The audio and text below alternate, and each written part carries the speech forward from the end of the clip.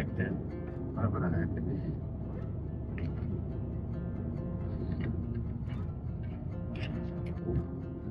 वहाँ से तो हो गया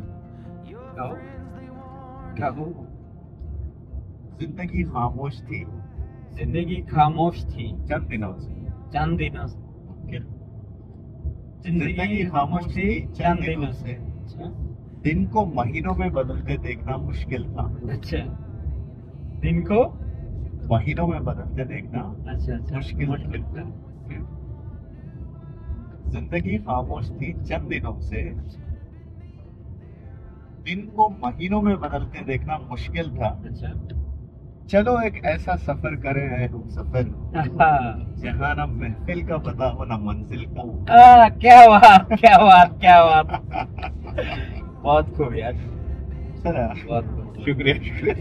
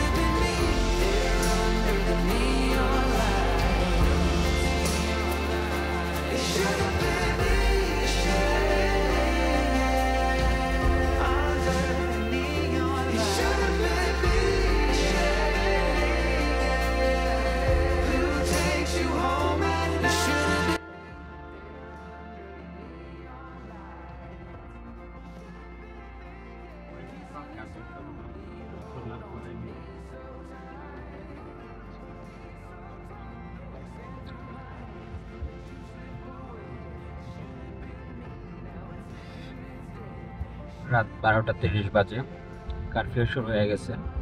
আমরা আপিংটন আর স্প্রিংবকের মাঝখানে পাফেডার নামে একটা জায়গায় হোটেল বুক দিয়েছিলাম। আনফর্চুনেটলি সেটা ক্যান্সেল হয়ে গেছে। সো এখন স্প্রিংবকেও ট্রাই করছি, স্প্রিংবকেও তেমন থাকার অ্যাকোমোডেশনের ব্যবস্থা পাইনি। এখন গাড়িতে মহিষ ভাই নিসান নাক ডাকতেছে। আমি ডিসাইড করছি যে চালাইতে থাকি। আর আমরা যে টাইম নিয়ে বেরোইছি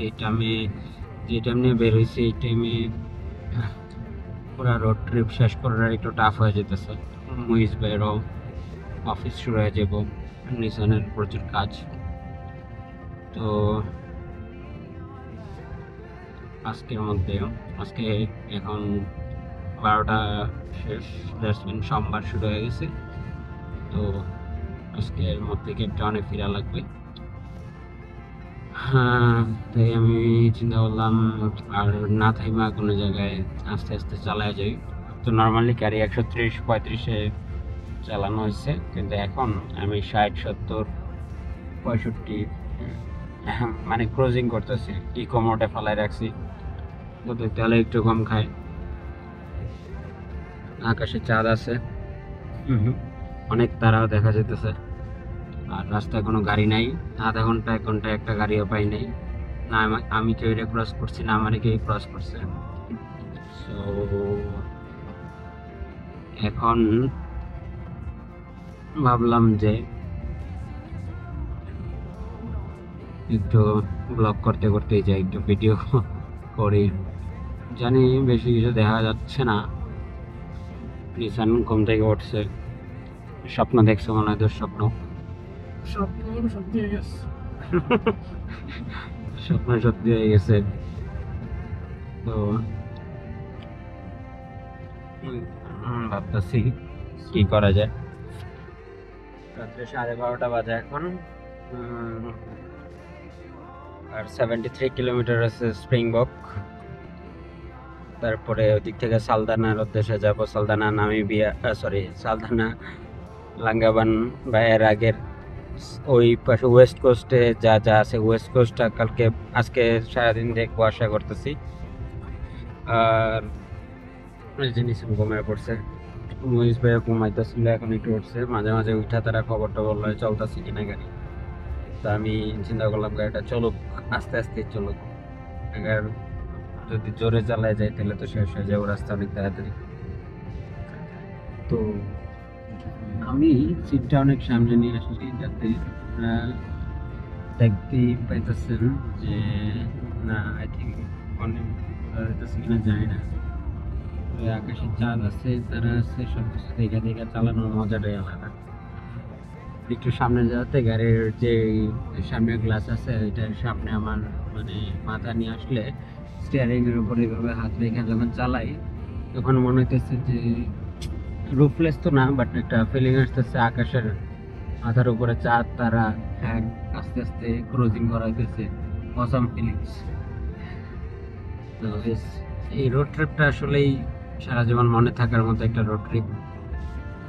আর অনেক এক্সপিরিয়েন্স, অনেক কিছু দেখছি, অনেক মানে এত সুন্দর সুন্দর ল্যান্ডস্কেপ, মানে যেগুলো ড্রিম করছিলাম ওগুলা দেখতে পাচ্ছি। সো আসলে ট্রাভেলিং বা রোড ট্রিপ এই জাতীয় জিনিসগুলা নেশার মতো। সো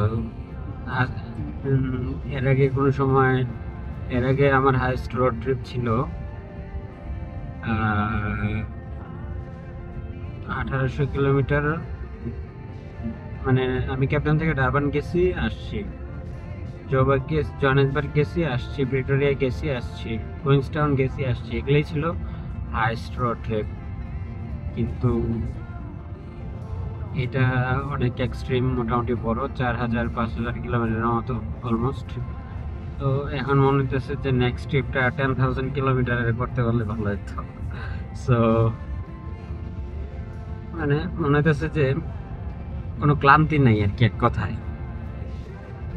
ছোটবেলা থেকে জার্নি করতে করতে, ট্রাভেলিং করতে করতে এটা নেশায় পরিণত হয়ে গেছে যে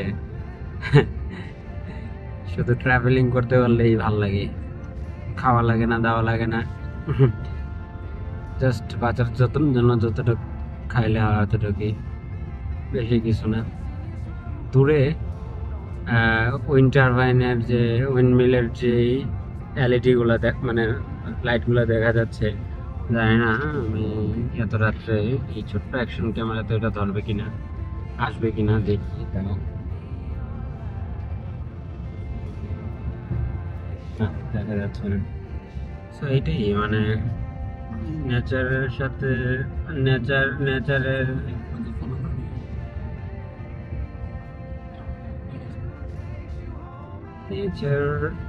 ট্রাভেল ভিডিও করতে যে জিনিসটা বুঝলাম যে আসলে ক্যামেরা জাস্টিস করে না ক্যামেরার সাথে।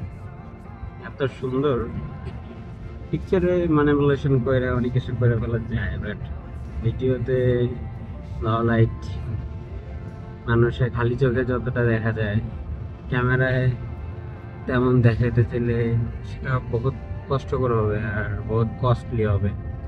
সো তবুও এরকম ভিউ, যেমন এখন আমি চাঁদ, তারা, তারপরে মাঠের উপরে যে চাঁদের রিফ্লেকশন, দূরে উইন্ডমিলের যে উইন্ড টারবাইনের উপরের লাইট গুলা সারি সারি চলতেছে নিতেছে একই সাথে, এটা কিভাবে আমি বুঝতেছি না। যে যদি চাঁদ দেখাইতে চাই তাহলে সবকিছু ডার্ক হয়ে যাবে ক্যামেরাতে, এক্সপোজ মানে সবকিছুর এক্সপোজার কমে যাবে, আর সবকিছু দেখাতে চাইলে নিচের ডার্কগুলার ডিটেল, শ্যাডোর ডিটেল দেখাতে চাইলে চাঁদ আবার এক্সপোজড হয়ে যাবে। সো এই ব্যাপারগুলো আসলে অনেক কমপ্লিকেটেড। সো যাই হোক, ভিডিও, ট্রাভেলিং ভিডিওগুলো জাস্ট রেফারেন্স, যতটুকু দেখবেন নিজের চোখে সেটা অনেক কম, সেটার সাথে ভিডিও কম্পেয়ার করাটা আসলে ঠিক হবে না। তো আমি আসলে আমার ওপিনিয়ন যদি দেই, যে যারা আমার ভিডিও দেখেন, আমার চ্যানেলে সাবস্ক্রাইব করে আসেন বা সাবস্ক্রাইব করেন বা আমার ভিডিও দেখেন, তো ফেসবুক, ইউটিউব, যে কোনো জায়গা থেকে একটাই কথা যে সময় পাইলে ট্রাভেল করেন, এক জায়গা থেকে আরেক জায়গায় নতুন নতুন জায়গা দেখেন, তাতে চিন্তা করার ক্ষমতা বাড়বো। মন খারাপ থাকলে অনেক সময় মানুষ ডিপ্রেসড হয়ে যায় যে আমার টাকা নাই, আমার কেউ হয়তো পছন্দ করে না, আমি হয়তো আহামরি কিছু না, ইনসিকিউরিটিতে ভুগে। এইসব জিনিসগুলো আসলে ট্রাভেলিং অনেক অনেক হেল্প হয়। যেমন নতুন নতুন শিখতে পাওয়া যায়, কীভাবে শেখা যায়, নিউ নিউ ওয়ে খুঁজে বের করা যায়, কমিউনিকেশন স্কিল ভালো হয়, সার্ভাইভাল পাওয়ার বাড়ে। অনেক অনেক ফ্যাসিলিটি আছে ট্রাভেলে। তো আমি আসার এই ট্রাভেলিং এর শুরুতে আমার আম্মুরে বলছিলাম যে আম্মু আমি যাইতেছি 4000-5000 কিলোমিটারের মতো একটা ট্রাভেলিং। আম্মু বলে কি কারণে? সো আমি কিভাবে বোঝাবো এখন আসলে আমি কি কারণে ট্রাভেলিং এ বেরোতেছি। তো আমি বেশি কিছু কথা না পেঁচায় বললাম যে আসলে এই তো ট্রাভেল করাটাই তো আমার কাজ, এই কারণে আমি কাজ বেরোতেছি। আম্মু আর পেঁচায় নেই, আম্মু জানে আমি ট্রাভেল করতে খুব পছন্দ করি। এত বছর ধরে যেহেতু আমার দেখতেছে, তাও মানে সবার মনে প্রথমে প্রশ্ন যে কি কেন, এই কি কেনর উত্তরটা আসলে যারা ট্রাভেল করে তারাই বুঝতে পারবে, আর যারা করে না তারা করেন তাহলে বুঝতে পারবেন কি বা কেন। সো এই জায়গায় শুধু যে এরকম যে যেমন বাংলাদেশে আমরা সাধারণত ট্রাভেল যেভাবে করি, কক্সবাজার, সেন্ট মার্টিন, বান্দরবান, সিলেটের চা বাগান, জাফলং, বগুড়ায়, মানে এইসব জায়গা, কুষ্টিয়া, স্পেসিফিক যে জায়গাগুলোতে সবাই যায় ওগুলাই। আসলে ট্রাভেলিং এর জন্য কোনো স্পেসিফিক জায়গা নেই। আপনি বাংলাদেশের 64-65 জেলা, পুরো বাংলাদেশে কতটুকু দেখছেন? দেখা গেছে আপনার হাতে সময় আছে, আপনার একটা জেলা চুজ করলেন, একটা থানা চুজ করলেন, যে ম্যাপ থেকেই আন্দাজে একটা জিনিস চুজ করলেন যে আমি এদিকে যাইনি, এদিকে যাই ঘুরে আসি। অনেক অনেক অনেক কিছু আসলে এক্সপ্লোর করতে পারবেন, অনেক কিছু শিখতে পারবেন। কারণ নিজের দেশটাই যদি না দেখা হয় তাহলে এই যে আমার এখন অনেক পস্তাই যে আগে যদি আসলে আমি একটা কারণে ঘুরতে পারি নাই, তবুও ঘুরছি, অনেক ঘুরছি, অনেক না আসলে আমার কাছে আগে অনেক ঘুরছি লাগতো, বাট এখন মনে হয় যে অনেক কম ঘুরছি। তো যতটুকু ঘুরছি সময় পাইছি ঘুরছি, ফিনান্সিয়াল ব্যাপারেও, আর কাজ, পড়ালেখা সবকিছু একসাথে ক্যারি করতে যে ঘোরাটাও তেমন একটা হয়ে ওঠে নাই। তবুও যখনই চান্স পাইছি তখনই বেরিয়ে পড়ছি।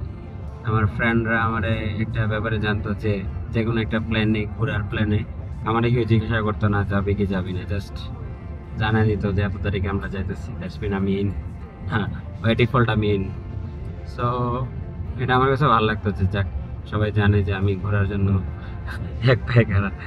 ইভেন সাউথ আফ্রিকাতে ম্যাক্সিমাম জায়গায় ঘুরছি আমি এইভাবেই, ইনস্ট্যান্ট। হঠাৎ করে একজন বলছে যে আমি তো যাইতেছি প্রায় 1000 কিলোমিটার দূর, যাবো নাকি?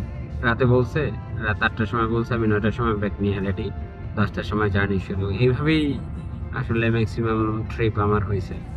ইভেন এই ট্রিপটা আমরা ইনস্ট্যান্ট ট্রিপ, কোনো প্ল্যান নাই, কোনো কিছু নাই, জাস্ট রাস্তায় বেরিয়ে গেছে। এইভাবেই আসলে এগুলোর মজা আছে। রাস্তায় স্ট্রাগলিং করে অনেক কিছু শেখা যায়। যেমন এবার আমরা হোটেলের অনেক মানে কষ্ট বলতে আমরা হোটেলের অ্যাকোমোডেশনের জন্য অনেক ঝামেলায় ছিলাম। তো এই ব্যাপারগুলা, যেমন এয়ারবিএনবিতে আমরা অনেক জায়গায় বুক করছি, বুকিং ক্যান্সেল হয়ে গেছে। আমরা হোটেলে থাকতে চাইনি, কারণ আমরা বাজেট ট্রিপ করতে চেয়েছিলাম।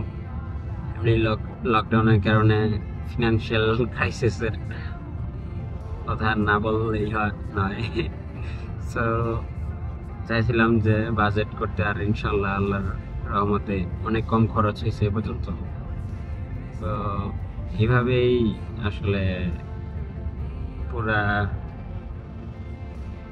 তো এগুলোই আসলে নেক্সট টাইম ভাবতেছি যে যখন বেরোবো তখন টেন্ট নিয়ে বেরোবো, রোড ট্রিপে এত হোটেল মোটেলের ঝামেলা করে লাভ নাই, খালি জায়গা একটা সুন্দর জায়গা সিকিউর জায়গা পাইয়া ওই জায়গায় টেন্ট কেটে। বাংলাদেশে তো অবশ্যই আমি টেন্ট নিয়ে ট্রাভেল করবো ভাবতেছি, কারণ সাউথ আফ্রিকায় তো সিকিউরিটি ইস্যু, যে কোনো জায়গায় টেন্ট বসাইলেই হয় না, দেখা গেছে ঝামেলা হয়ে যাবে। তো এই বাংলাদেশে আসার পর অবশ্যই মানে টেন্ট নিয়ে করবো, কারণ অ্যাটলিস্ট আমার দেশের মানুষ আমার মানে এতটা অপছন্দ করবো না, যে থাকতে দেবো না, যে না আমার জায়গায় ট্রেন্ড করতে পারবে না, বা খাসের জায়গা তো আছেই, সরকারি জায়গা তো আছে, এই আর কি।